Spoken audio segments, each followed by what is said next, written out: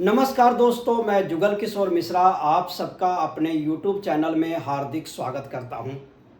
दोस्तों, आज के वीडियो में मैं आपको बताऊंगा कि आपको कौन सा रत्न धारण करना चाहिए, यानी आपके भाग्यशाली रत्न कौन है। आप किस रत्न को धारण करेंगे तो आपको जीवन में आ रही परेशानियों से मुक्ति मिल सकती है। मैं आज के वीडियो में आपको एक एक राशि से संबंधित रत्न के बारे में जानकारी दूंगा। साथ के साथ मैं आपको बताऊंगा कि आपको कितने रत्ती या कैरेट का रत्न धारण करना चाहिए। दोस्तों, मैं आपको ये भी बताऊंगा कि किस धातु में वो रत्न आप धारण करें, किस दिन धारण करें और उसे किस प्रकार से विधि विधान से आप पूजा कर सकते हैं। दोस्तों, वीडियो शुरू करने से पहले आप लोगों से एक विनती है कि यदि आपने मेरे चैनल सब्सक्राइब नहीं किया है तो प्लीज़ इसे सब्सक्राइब करिए। मेरे वीडियो अपने दोस्तों में अधिक से अधिक शेयर जरूर करिए। मैं एक एक राशि को लेकर के आज आपको बताता हूं कि आपको कौन से रत्न धारण करने चाहिए। यदि आपकी राशि मेष या वृश्चिक है तो आपके राशि के मालिक मंगल देव बनते हैं। मंगल देव के लिए मूंगा रत्न धारण किया जाता है, लेकिन उसमें एक कंडीशन है जो आपको विशेष रूप से ध्यान रखनी चाहिए। अब आपकी जन्म कुंडली में मंगल की स्थिति देखना बहुत जरूरी है। जैसे मैं आपको इस लग्न कुंडली के माध्यम से समझाता हूं। जैसे मान लीजिए आपकी मेष राशि है तो 1 के पास चंद्रमा लिखा रहेगा, और अगर आपकी वृश्चिक राशि रहेगी तो 8 के पास चंद्रमा लिखा रहेगा। अब ये दोनों के मालिक जो होते हैं वो मंगल देव होते हैं। अब यदि मंगल देव कहीं से भी आपकी जन्म कुंडली में 6ठे, 8वें या 12वें घर में बैठे हुए हैं, तब आप भूल करके भी मंगल देव का रत्न धारण नहीं करेंगे।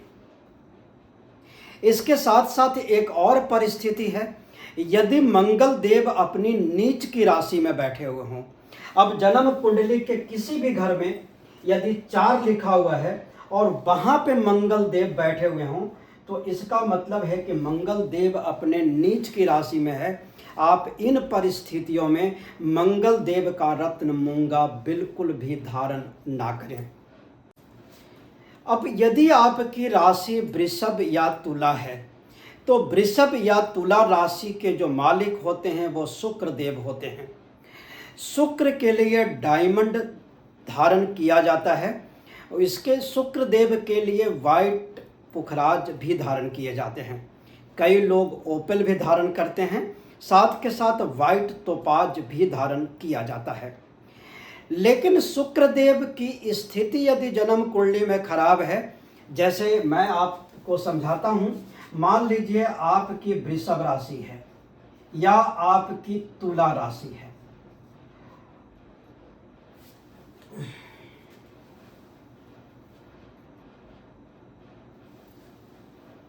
या आपकी तुला राशि है।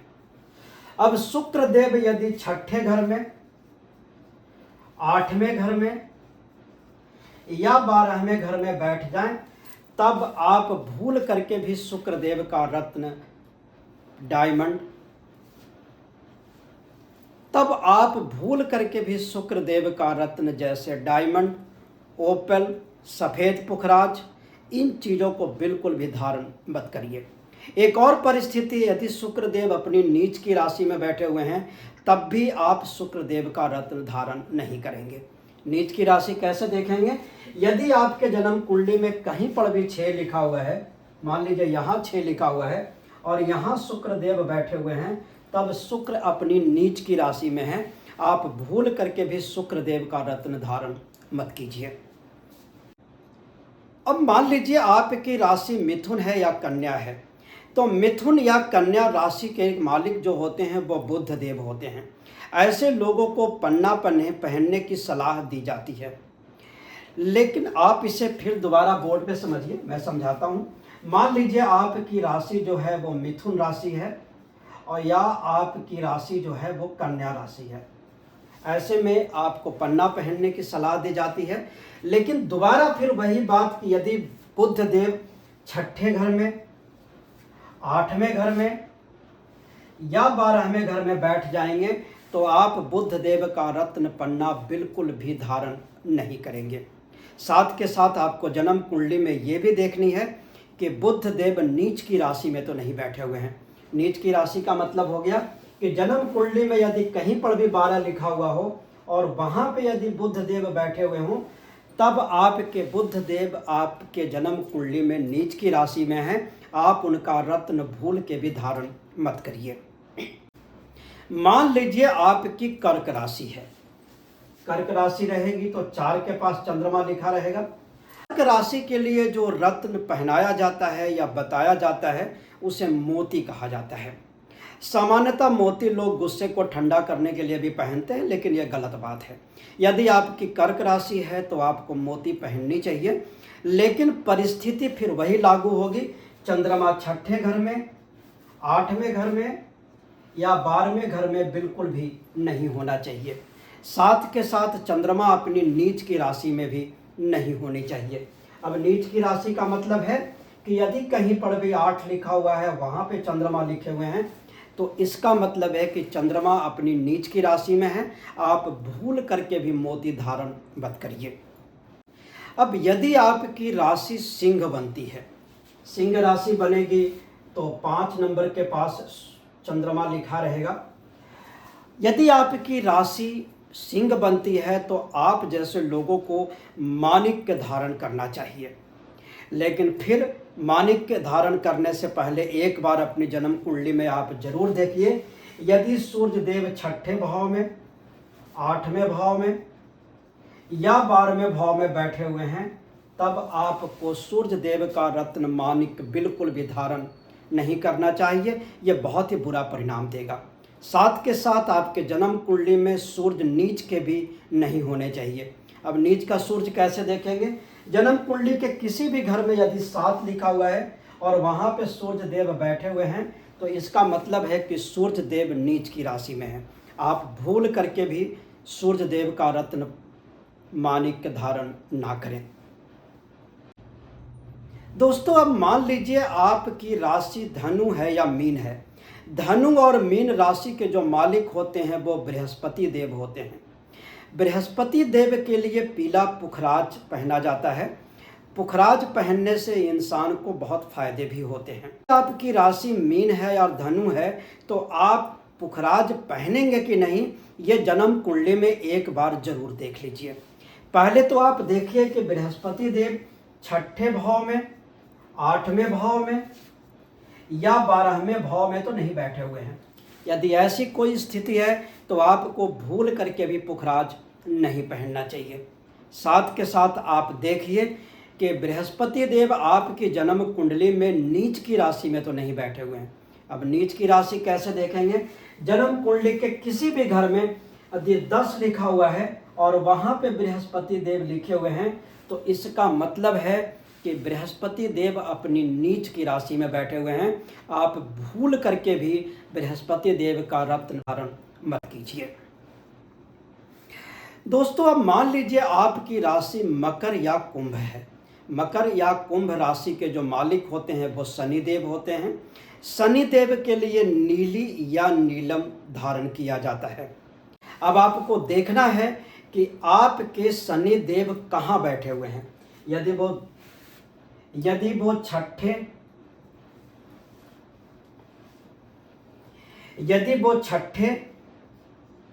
8वें या 12वें भाव में बैठे हुए हैं, तब आपको गलती से भी शनि देव का रत्न नीलम धारण नहीं करना चाहिए। साथ के साथ ये भी देखिए कि शनि देव अपनी नीच की राशि में तो नहीं बैठे हुए हैं। तो नीच की राशि कैसे देखेंगे? यदि जन्म कुंडली में कहीं पर भी 1 लिखा हुआ हो और वहाँ पे शनि लिखा हुआ हो, तो इसका मतलब है कि शनि देव आपकी जन्म कुंडली में नीच की राशि में हैं। आप भूल करके भी नीलम धारण मत करिए। मित्रों, मैंने आपको एक एक राशि के अनुसार बताया कि कौन से रत्न किस राशि के लिए बनते हैं और उसके धारण करने के क्या नियम हैं। अब मैं आपको बताता हूं कि कोई भी रत्न कितने रत्ती का धारण करना चाहिए। रत्नों के भार यानी रत्ती और कैरेट निर्धारण करने का एक नियम है। आपका जितना बॉडी वेट है डिवाइडेड बाई 10 कैरेट, यानी मान लीजिए आपका वजन 70 किलो है तो आपको 7 रत्ती या 7 कैरेट का कोई भी रत्न धारण करना चाहिए। अब आप एक एक रत्न को जानिए कि आपको किस फिंगर यानी किस उंगली में धारण करना चाहिए। यदि आप बृहस्पति देव का रत्न पुखराज पहनते हैं तो आपको इंडेक्स फिंगर में धारण करना चाहिए। यदि आप मंगल देव का रत्न मूंगा पहनते हैं तो वो आपको अपने अनामिका उंगली यानी रिंग फिंगर में पहनना चाहिए। यदि आप मोती पहनते हैं तो आपको अपने हाथ के सबसे छोटी वाले फिंगर में मोती धारण करना चाहिए। यदि आप पन्ना पहनते हैं तो पन्ना को भी हाथ के सबसे छोटी वाली फिंगर में पहना जाता है। यदि आप नीलम धारण करते हैं तो उसे मिडिल फिंगर में धारण किया जाता है।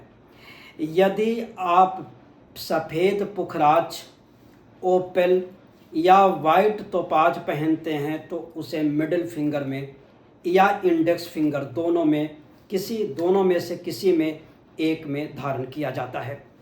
यदि आप माणिक्य पहनते हैं तो माणिक्य को भी अपने हाथ के रिंग फिंगर में धारण करना चाहिए। अब आप समझिए कि ये रत्न आपको कब धारण करना चाहिए।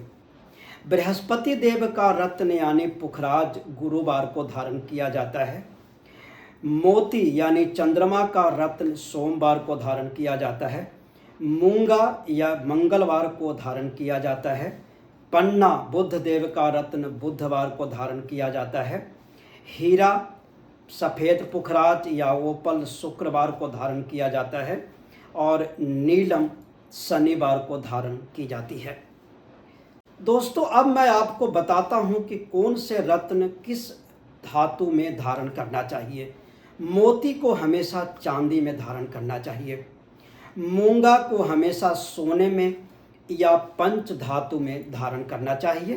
तांबे में भी कई लोग धारण करते हैं। यदि आप पन्ना धारण करते हैं तो आप उसे चांदी या सोना दोनों में धारण कर सकते हैं। यदि आप गुरुदेव बृहस्पति का रत्न पुखराज धारण करते हैं तो उसे पीला धातु यानी पीतल में या सोने में धारण कर सकते हैं। शुक्र देव का रत्न हीरा, सफ़ेद पुखराज या ओपल चांदी में या सोने में धारण किया जाता है। शनि देव का रत्न नीलम हमेशा पंच धातु या अष्ट धातु में धारण करना चाहिए। और सूर्य देव का रत्न माणिक रविवार को धारण किया जाता है और माणिक को धारण करने का सबसे उत्तम धातु तांबा है। यदि आप तांबे में माणिक को या सोने में बना के माणिक को पहने तो वो बहुत अच्छा प्रभाव देता है। दोस्तों, अब मैं आपको बताता हूं कि किसी भी रत्न को विधि विधान से पूजा पाठ कैसे की जाती है। यदि आप मोती धारण करना चाहते हैं तो सुबह में उठ करके आपको मोती का जो भी आपने रिंग बनाया है या उसका पेंडेंट बनाया है वो आप जिनकी भी पूजा करते हैं उनके सामने रख करके उसे अच्छे से पूजा पाठ कर दीजिए।